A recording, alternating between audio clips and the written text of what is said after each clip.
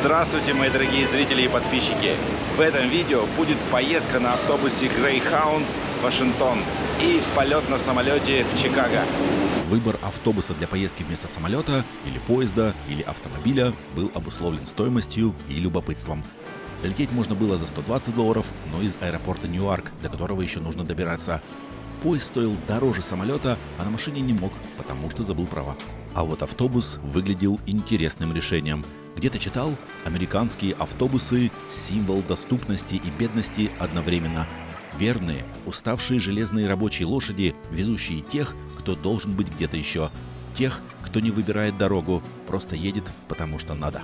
Выписался из отеля и направляюсь на станцию в центре города, в нескольких кварталах от Таймс-сквер. Сейчас 8 утра. Мой автобус через 30 минут. Нужно найти где. Необычно. Все двери открыты, заходи в любую. У нас бы работала только одна. Никакой проверки на входе, внутри мрачно, пахнет кофе и сыростью. В это время внутри было пусто, много каких-то ответвлений, по указателям не сильно понятно, куда идти.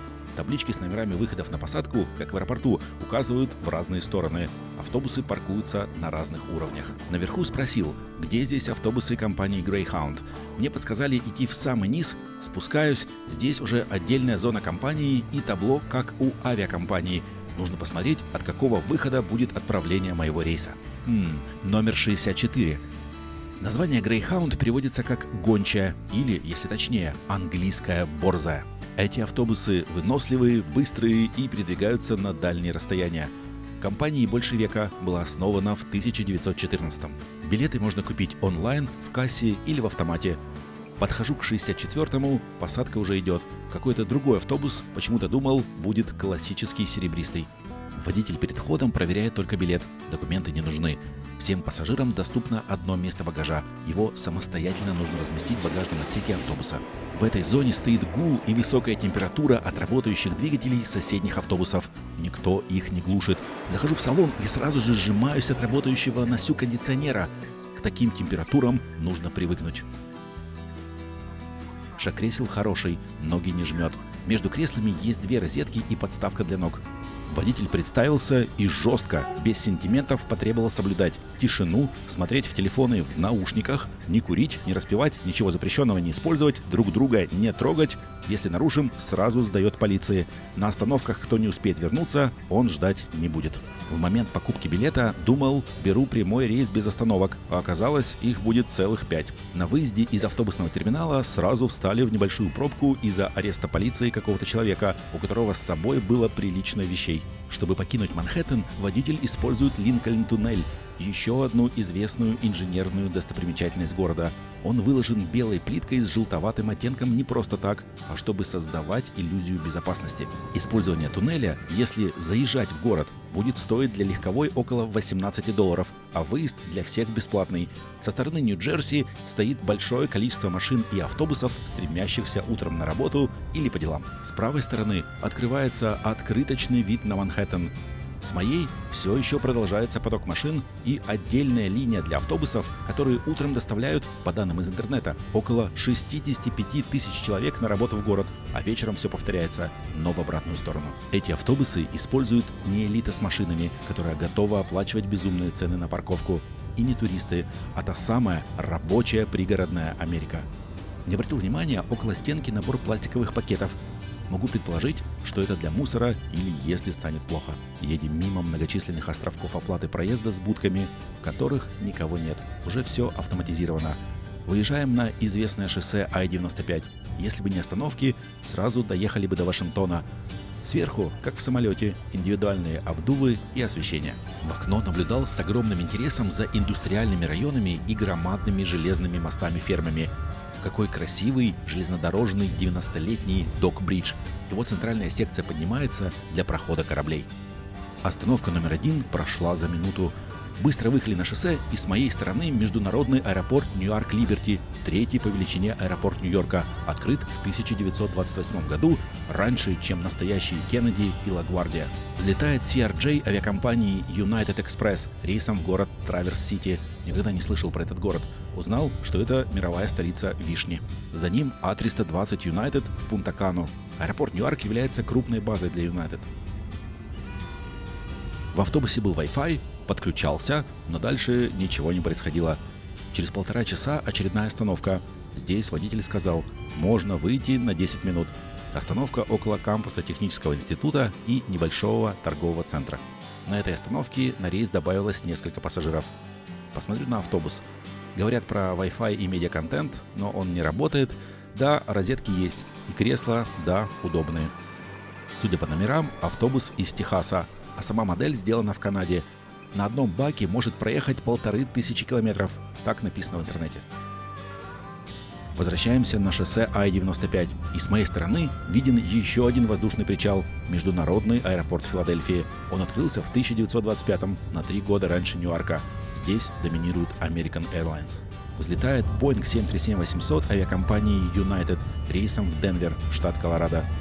У меня очередная остановка, предпоследняя. Давайте посмотрим на кресла. Есть подножка и держатель для стаканов. Сами кресла комфортные, с подголовниками. Водитель говорил пристегнуться, но никто этого не делал. В конце салона находится туалет. Решил его посмотреть в момент, когда автобус находился на шоссе. Места мало, но для экстренных случаев пойдет. Смущает только внезапная турбулентность по всем направлениям и незакрепленные детали. Запахов нет, все чисто, но переживаешь, чтобы во время действия не случилась внезапная кочка и не пришлось объявлять нештатную ситуацию. Современные камеры имеют стабилизаторы и не передают, насколько качает автобус. На скорости около 100 км в час перемещаться по салону – не самое приятное занятие.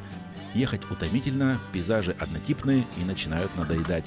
Очередная остановка в Балтиморе, следующая уже конечная. Водитель сказал «стоянка 20 минут». Решил взять что-нибудь перекусить. Здесь целое отдельное здание. Внутри все закрыто, сама станция находится на каком-то отшибе. Водители автобусов громко орут и сообщают, куда едет их рейс и когда посадка. Напряжение какое-то. С соседней площадки уходит рейс на Атланту.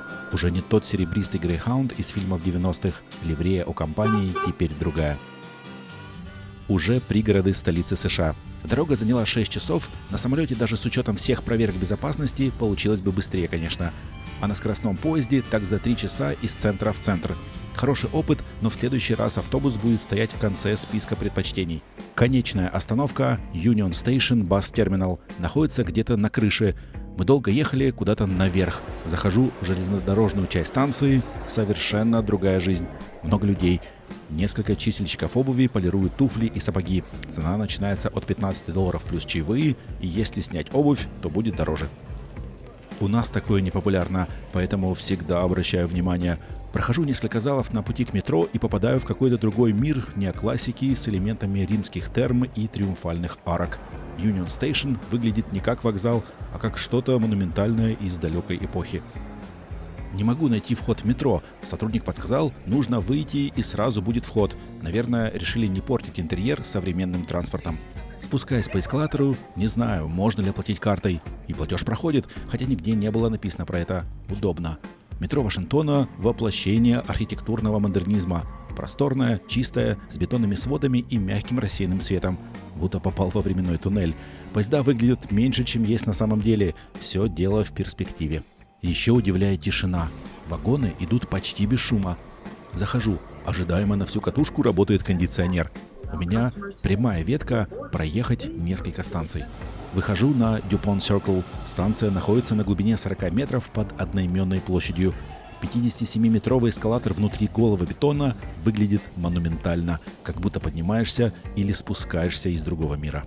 Google карты показывают до отеля 12 минут пешком или 25 минут, если ждать автобус. Решаю пройтись, но не учел горки на всем протяжении пути. Отель взял на сервисе Trip.com за рубли, оплатив картой МИР. Находится в тихом районе в окружении консульских домов разных стран. Условия были 100% предоплата и без завтрака. При заселении на карте иностранного банка заморозили $50 депозита, которые вернулись ко мне спустя несколько недель.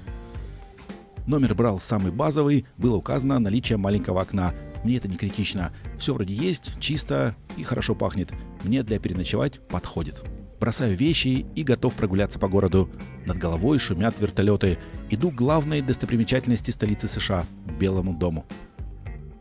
С удивлением обнаруживаю преграду за много-много метров до объекта. Смотреть и фотографировать только через сетку, и такое по всему периметру. Возмущены были даже местные туристы. С другой стороны, тоже огорожена выше человеческого роста, но если отойти за пару десятков метров, то вид получается даже ничего, и можно сфотографироваться. Чуть ли не из любой точки национальной аллеи видны самолеты, заходящие на посадку в аэропорт имени Рональда Рейгана. Boeing 737 компании Southwest прилетел из Лас-Вегаса, делает правый разворот и идет на посадку вдоль реки Потамака. На этом прогулка закончилась. Начался ливень стеной и ветер такой, невозможно было дорогу перейти. Час ожидания Uber и более $40 за поездку обратно в отель. Следующим утром был выбор: или ехать на общественном транспорте около часа, или 10 минут на такси до Арлингтонского кладбища. Выбрал быстрый вариант. Выхожу около центрального входа, захожу в центр для посетителей и уточняю у сотрудника: а как мне пройти? Куда дальше? Мне показывают туристическую стойку, на которой продаются билеты на посещение. Для взрослого стоит $21,5. Оплачиваю по карте. Мне подсказывают путь на улице к небольшим автобусам. Захожу в первый в очереди, и он сразу же отправляется. Экскурсовод говорит на английском, из разговора понимаю, можно было пройти мимо этих туров и просто бесплатно зайти на территорию. Самое символичное место в США. До сих пор действующее. Огромная территория. С экскурсией, с другой стороны, можно быстрее перемещаться. Купленные билеты позволяют выходить на любой остановке и садиться на следующий автобус. Могила Джона Кеннеди. Первая остановка. Тишину нарушает далекий гул самолетов, которые заходят на посадку практически на уровне кладбища. На самой вершине холма, с видом на весь Вашингтон и Потамак, находится могила неизвестного солдата. Смена караула каждые 30 или 60 минут, круглосуточно. На пути были памятники погибшим экипажам шаттлов «Колумбия» и «Челленджер». Встречаются олени, свободно гуляющие по территории. 2 часа заняло посещение. Обратно в центр на метро, станция находится буквально в нескольких шагах от входа. Спускаюсь, как в убежище. Есть раздвижные двери, но как-то выглядят они все-таки не так массивно, как в московском метро. Да и станция оказывается не закрытой. Сразу же приходит поезд, выходить через несколько остановок. На станции пересадочный узел на желтую и зеленую линии, и поезда перемещаются на разных уровнях. Эффектно выглядит. Цель – заглянуть в Национальную галерею искусств. Собрание огромное. У меня мало времени, посмотрю только самое основное. Внутри по-европейски монументально. Вход бесплатный. В залах практически нет людей. Сразу нахожу картину одного из любимых художников, Иеронима Босха. Называется «Смерть и скупец». На ней все, за что любят его формат. Миниатюрные демоны, светящиеся окна, много жутковатой символики. Около одной картины многолюдно, считается жемчужиной всей коллекции музея. Единственная работа Леонардо да Винчи в новом свете – портрет Женевры де Бенчи. Это один из его самых ранних портретов. В соседних залах много работ Мане, Пикассо, Матисса и других. Есть работы Кандинского, но в этот раз их не нашел. Буквально через лужайку Национальной аллеи находится другой интереснейший объект – Национальный музей авиации и космонавтики. В него вход бесплатный, нужно заранее забронировать слот для посещения. Людей много, в отличие от галереи. В эти дни часть помещений была на реконструкции, поэтому не удалось посмотреть все этажи. Экспонатов много, все как-то компактно собрано. В музее находится первый самолет, на котором братья Райт совершили полет. К сожалению, его не увидел, эта зона была закрыта. В следующий раз. Огромная кабина 747-100 авиакомпании Northwest и гигантское шасси. Не получилось в этот раз посмотреть на первый самолет братьев Райт. Прошелся в сторону реки, набрел на небольшой променад с мариной, в конце которого был рынок морепродуктов. В основном креветки, большие крабы с Аляски и маленькие из Техаса или Нового Орлеана. Все продавали сырое и не готовили на месте. Сел в автобус и поехал в сторону отеля. Оплатить картой нельзя, пришлось в магазинах менять наличные, чтобы дать без сдачи. На следующий день у меня были грандиозные и давно ожидаемые планы. С утра вернулся на ЖД-вокзал Union Station. Карта показывала, это самая близкая станция к Капитолию. За несколько дней записался на посещение через интернет, совершенно бесплатно, но нужно заполнить небольшую форму и выбрать время. Не ожидал огромную очередь на входе, но двигалась она быстро. На входе контроль, как и в аэропорту. Забежал в столовую. С утра был выбор десертов в виде Капитолия. Цены средние. Дальше сотрудники определили в группу, выдали всем персональные наушники и отправили с экскурсоводом. Не уточнял, можно ли попасть на экскурсию на русском языке. У меня было на английском. Основная цель посещения – попасть в ротонду. Потрясающий 30-метровый купол, а наверху фреска «Апофеоз Вашингтона». Выглядит как времена Римской империи, но официальная история говорит про 1865 год. Экскурсия заняла около часа. Сразу после нее сажусь в метро и еду в сторону второго и более просторного корпуса Музея авиации и космонавтики. Он находится за городом. Добраться можно на метро с пересадкой на автобус. Выхожу на станции Innovation Center, как-то пустынно. Прохожу по переходным показателям в сторону остановок общественного транспорта и через приложение вижу следующий автобус с остановкой около музея только через 45 минут. Уже день, а у меня не было даже завтрака. Нахожу напротив небольшое кафе на первом этаже одного из офисов IBM. Предлагают сэндвичи, но в меню есть и поке. Беру его. Ждать автобуса не хочется, вызываю Uber. Через несколько минут приезжает девушка на минивэне. Машина выезжает на шоссе, и вскоре появляются указатели в сторону музея. Здание напоминает небольшой аэропортовский терминал, что символично, ведь находится оно на территории большого международного аэропорта Вашингтон-Даллес. Внутри сразу вау-эффект. Огромное пространство, сердце ускоряет ритм. На видном месте табличка с именами спонсоров музея. Самый первый – Джефф Безос, основатель Amazon. Рядом Boeing, Airbus и крупные американские авиакомпании, такие как Delta и Southwest. Музей огромный, сразу глаза разбегаются, в какую сторону идти. Все вокруг – самолеты.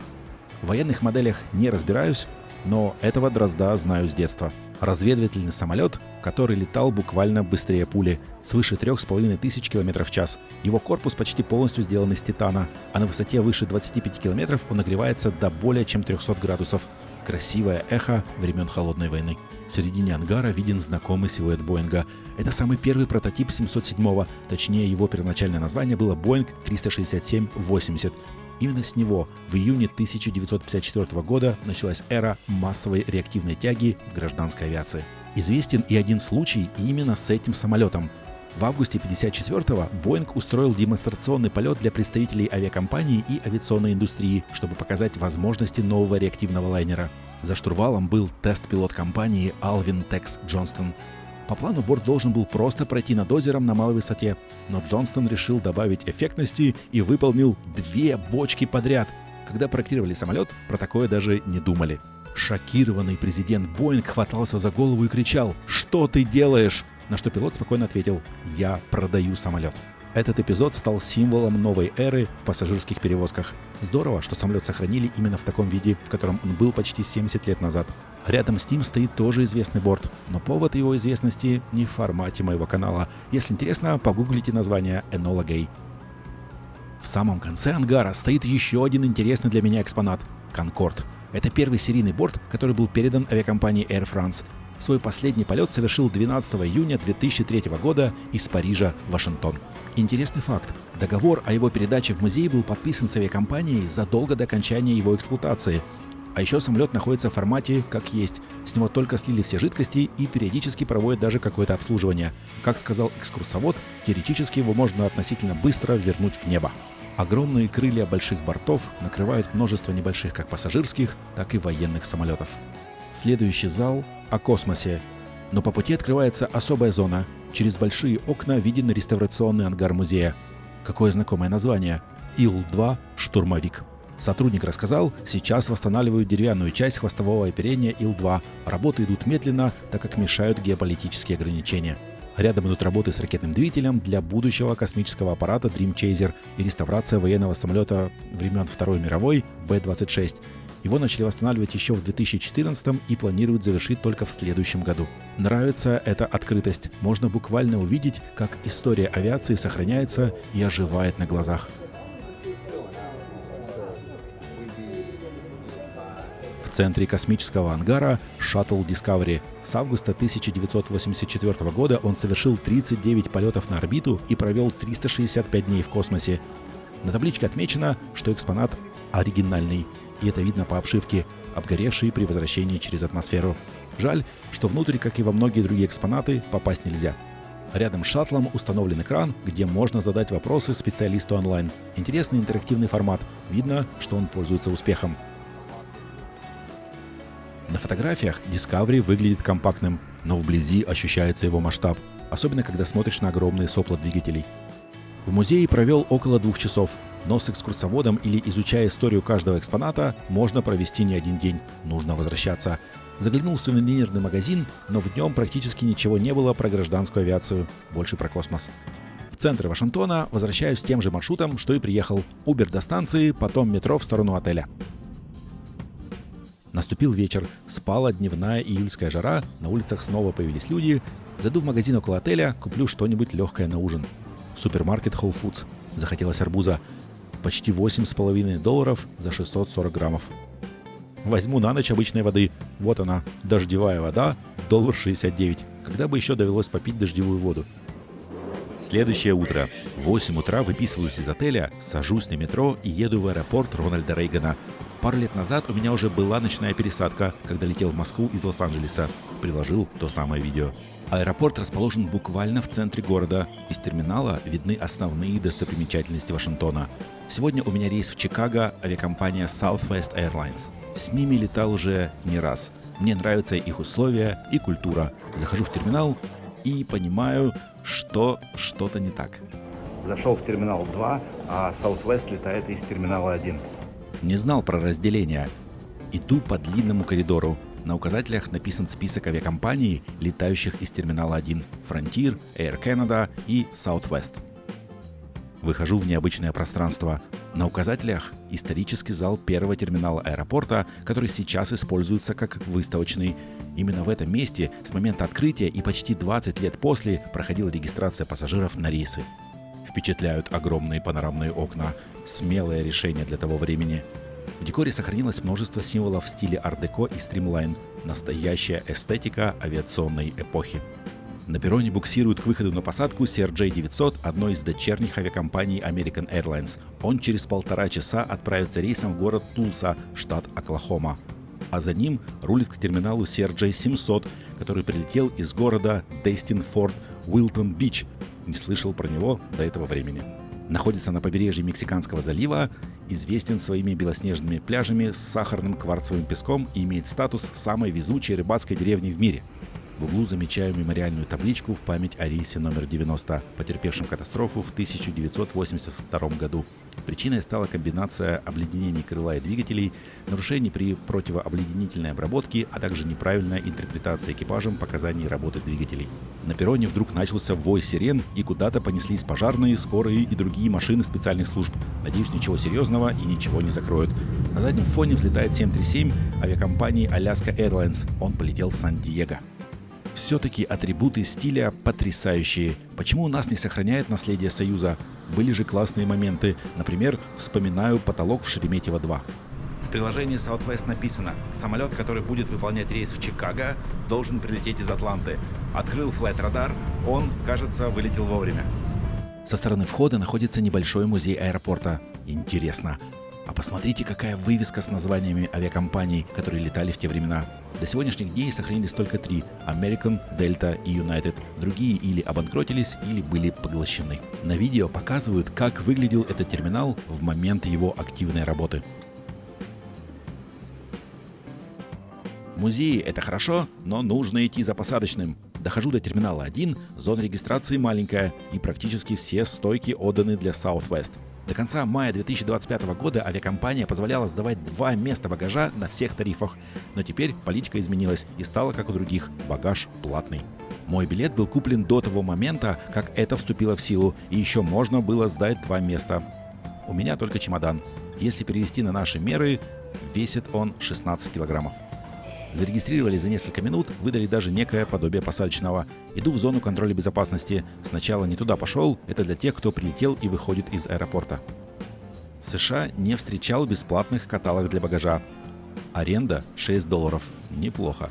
У зоны досмотра несколько очередей. Одна для тех, у кого есть подписка Clear Plus. За $209 в год можно подтверждать личность отпечатком пальца или сканом глаза без паспорта и сразу проходить к началу очереди ускоренного досмотра. Другая, TSA PreCheck, стоит $78 на 5 лет, ускоренный досмотр, не нужно снимать обувь и доставать ноутбук. И последняя очередь бесплатная. В ней нужно стоять долго, проверяют вдоль и поперек, приходится снимать все, что можно снять, ощупывают с пристрастием, зато без подписки, с приключениями. Иду по узкому коридору к выходам на посадку. Обычно аэропорты просторные, с магазинами и кафе, а здесь все больше похоже на туннель. В конце круглое просторное помещение. Когда-то это был терминал авиакомпании TWA и Northwest Airlines. Острословы называют его банджо Рейгана из-за формы, если посмотреть сверху. Завтрака еще не было, пора. Остановился у одного из 3 кафе, пролистал меню и выбрал рыбный сэндвич. Добавил картошку за $4 и в итоге получилось почти 16 без чаевых. Готов был через 10 минут. Выдали в пакете. Нашел свободное место. Давайте посмотрим, что там на завтрак. Для $10 неплохо. Большой кусок рыбы, похоже треска, салат коуслоу, сыр, соус и горячая булочка. На дне картошка с кетчупом. Она, честно говоря, никакая. А бургер получился вполне себе. Мой выход А6. На соседних А5 и А4 идет посадка на рейсы в Даллас и Милуоки. У телетрапа самолета пока нет. Он еще не прилетел с предыдущего рейса. Столбы с номерами, фирменная система посадки Southwest. При регистрации каждому пассажиру присваивается номер в очереди, и нужно занять свое место и ждать приглашения. У меня получился 35 номер. Смотрю табло вылетов, рейс в Чикаго пока без задержек. Отлично. На посадку идет Boeing 737, который утром вылетел из Атланты, а теперь полетит со мной в Чикаго. Этот борт совершил первый полет в январе 2016 года и все это время летает у Southwest. Салон у него на 175 кресел, хотя, например, у нашей авиакомпании «Победа» в таком же типе самолета уплотнение аж до 189 мест. На взлет рулит малыш Embraer 175, который полетит в город Сидер Рэпидс, штат Айова. Классический Средний Запад. Знаю, в этом городе огромный музей арта с крупнейшей коллекцией Гранта Вуда. На стоянке оживления. Готовы встречать самолет. Сотрудник достал желтую опору, которую поставит под хвост самолета, чтобы он не опрокинулся назад на стоянке. Так может произойти из-за смещения тяжести при выходе пассажиров или работы с багажом в переднем отсеке. Рулит длинный CRJ-900, который полетит в Торонто. Время полета у него составит всего около часа. Почему-то думал, что до Канады лететь дольше. Заруливает мой борт. Расскажу о нескольких изменениях, которые произошли у авиакомпании в последнее время. Изменения фундаментальные, ведь в эти правила не вносили поправок с самого момента ее основания, с 1971 года. А раньше всегда можно было бесплатно сдать 2 места багажа. Был известный слоган «Чемоданы летят бесплатно». Теперь уже нет. Второе. Знаменитая политика свободной рассадки, когда пассажиры занимали любое свободное место, а те, кто стоял в очереди на посадку раньше, выбирали лучшие. Эту систему заменили выбором мест, как у всех, с января 2026 года. Остается только лишить снеков и газировки. Маршал скрещивает жезлы над собой. Это означает сигнал «Стоп». А дальше он опустил левую руку и правый жезл перевел в горизонт.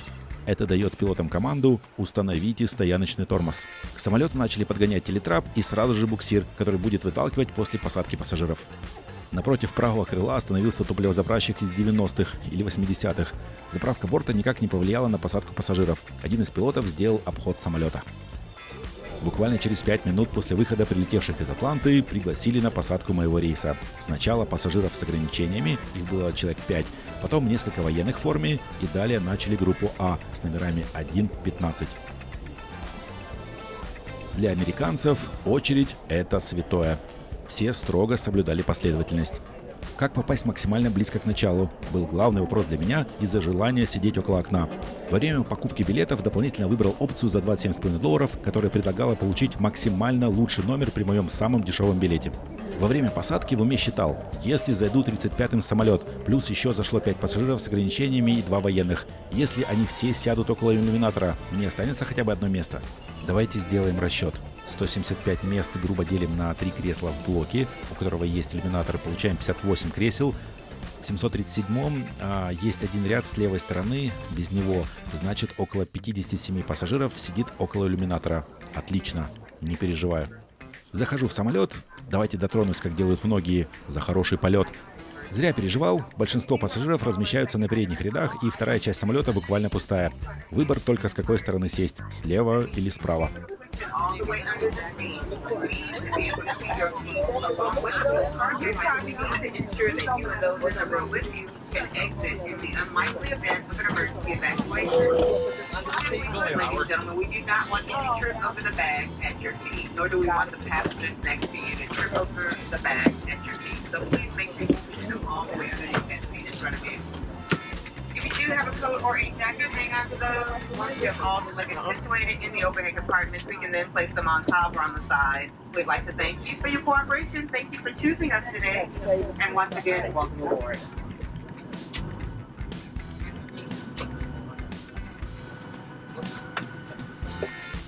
Решаю сесть слева для меня и справа по полету самолета. Иллюминаторы закрыты, так делают часто на рейсах американских авиакомпаний для сохранения прохлады в салоне. Экипаж сделал несколько раз объявление: если полка закрыта, значит она занята. Даже не пытайтесь. Надеюсь, никого рядом не будет и самолет не полный. Пассажир спереди решил действовать по своей тактике. Он занял среднее место в надежде, что рядом с ним никто не сядет. Шаг кресел просто роскошный, как в бизнесе. 32 дюйма, как раз за счет минуса нескольких рядов, как в лоукостах. А какая винтажная застежка ремня. Редко уже такую встречаю. На панели какие-то коннекторы для медицинской коммуникации с врачом на земле. Открыл шторку, и на перроне была какая-то ситуация. Несколько пожарных машин сопровождали А320 авиакомпании United, который прилетел из Хьюстона. Борт рулил мимо нас, хотя, кажется, это не его терминал. Из Денвера прилетел рейс Frontier. Авиакомпания дает каждому своему борту имя животного. Бобр по имени Уорд. Бобры, как инженеры природы. Отличная традиция у них. Стюардесса сказала, что сегодня будет полный самолет, поэтому у каждого пассажира будет сосед. Да, около меня сели пассажиры. Экипаж провел быструю инструкцию по безопасности. На перроне прямо как на шоссе. Маршалы перекрывали движение во время выталкивания. Обратил внимание, изменилась полоса для вылета, с которой начал рейс CRJ-700 в Кливленд, штат Огайо.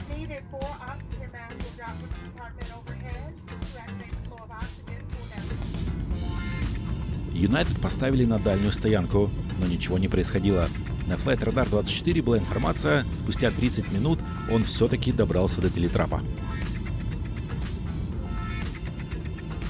Нас пропускают два родственных самолета, но модификации 700. Один прилетел из Орландо, второй из города Провиденс. Обратил внимание, стоят они близко друг к другу. Руление было быстрым, не останавливаясь, начали взлет.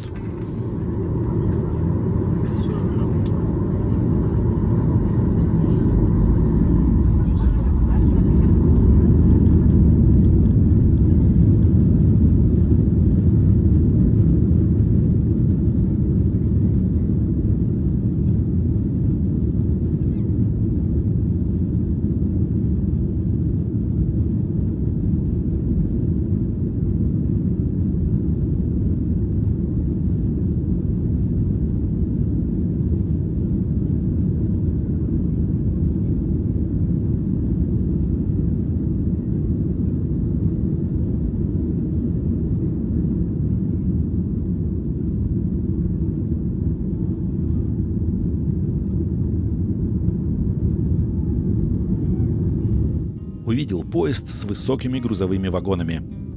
На холме заметное здание. Раньше его не встречал. Заглянул в интернет, оказалось, это Национальный масонский мемориал Джорджа Вашингтона. Сейчас в нем находится музей. Здание открылось в 1932 году.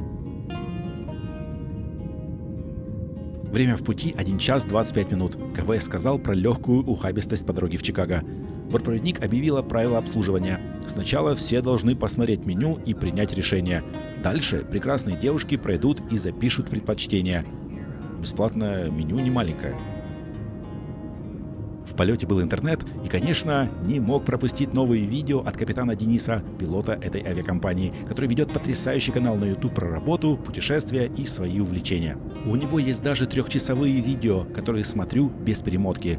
Вы даже не представляете, сколько там интереснейших деталей, о которых пассажир обычно и не задумывается. Немного завидую и профессии, и тому, как он умеет делиться этим с людьми.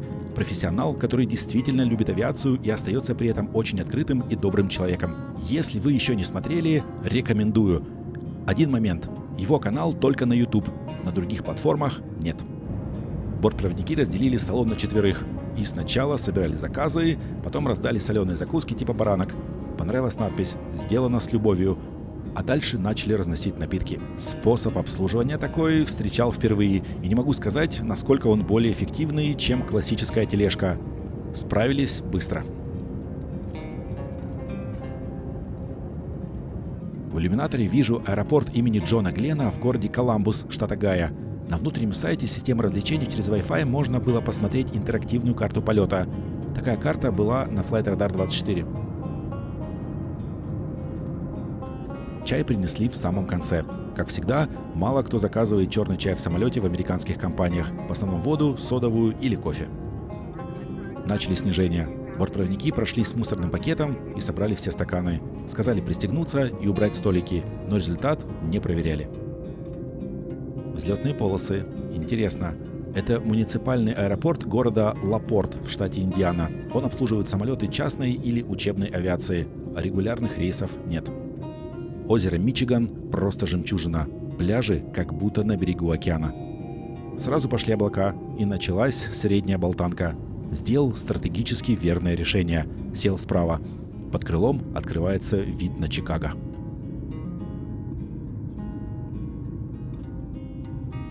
Один из самых узнаваемых в мире, третий по величине город в США. Именно отсюда началась эпоха небоскребов, уже 150 лет архитектурного эксперимента и красоты. Внизу парк. Узнаю очертания. Виртуально в детстве был много раз. Когда-то работал маленький аэропорт Мэйксфилд. Привет всем поклонникам Microsoft Flight Simulator. Именно с него начинался первый виртуальный взлет у многих любителей авиации и настоящих пилотов. Аэропорта давно нет, но в ДНК города он остался. Все знают, Чикаго называют городом ветров. И сейчас это ощущалось буквально пятой моей точкой. Самолет болтало во всех направлениях. Для меня Чикаго — это джаз, блюз, пицца дипдиш, старинные мосты и огромная энергия большого города. В городской агломерации два аэропорта — гигантский О'Хара и поменьший Мидвей, куда направляется мой рейс. В иллюминаторе небоскребы сменяются низкой городской застройкой, а перед самой посадкой — промышленными зонами и бесконечными железнодорожными стоянками.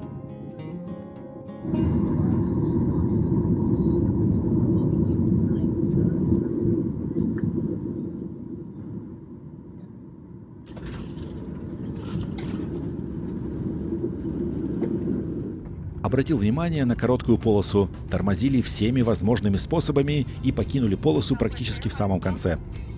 Рули мимо самолетов бизнес-авиации, а также множество маленьких Цесн и Цирусов, которые используются для обучения или в личных целях. Ну, какое красивое руление с видом на панораму Чикаго. Без задержек установили на стоянку, прозвучало «Parking Position», и пассажиры сразу же стали готовиться к выходу. Рядом начали буксировать от терминала Boeing 737-800, который полетит в штат Юта, город Солт-Лейк-Сити. Багаж загружают в такие вагончики с небольшим трактором. Мило выглядит. Полет Southwest мне понравился. Купил на сайте авиакомпании за $115 и доплатил $27,5, чтобы оказаться в начале очереди. Из телетрапа все выходят в чистую зону аэропорта. Это очень удобно. Уже один раз прошел проверку, зачем еще раз? Уже следующие пассажиры ждут своего рейса. Резко ударил запах попкорна, как будто в кинотеатре. И точно, напротив находится кафешка, где продают на любой вкус, и стоит очередь. А что? Хорошая идея лететь с попкорном и смотреть в иллюминатор. Встретил вывеску «Лучшая станция посадки пассажиров в аэропорту в 2024 году». Отличная идея с оценкой даже таких процессов. В этом месте тоже пахло попкорном. Еще одно кафе. Недолгая прогулка мимо выходов на посадку и спешащих пассажиров. «Привет, Чикаго!» Напротив военного самолета поворачиваю налево и по коридору в зону выдачи багажа. Лента уже выдает чемоданы, сразу же вижу свой. Отличный сервис. Забираю с карусели и по указателям в сторону метро. Можно доехать на такси, но мне подходит метро, так как мой отель на один день находится в самом центре города. Оплачиваю проезд бесконтактно. Удобно. Билет в автомате нужен только если планируешь несколько поездок подряд. Метропоезд уже стоит на платформе, можно зайти, но внутри еще идет уборка. Облик вагонов в Чикаго совсем особенный. Металл с заклепками, зеркальная полировка, в которой отражается город, легкая гремучесть, при этом удивительно уютный атмосферный салон. Хотя сначала город виден где-то далеко, минут через 30 поезд уже в самом центре идет на уровне 2 или 3 этажа с поворотами, где можно заглянуть прямо в окна офисов. В центре пересаживаюсь на автобус. Пересадка бесплатная в течение 2 часов.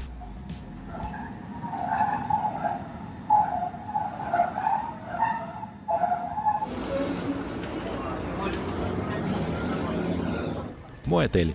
Купил его за рубли на Trip.com. Напротив, огромная очередь в магазин Гарри Поттера. Интересно, что же там продается, что такая очередь на целый квартал с поворотом. Чикаго прекрасен, как-нибудь в другой раз расскажу про свои приключения в этом городе.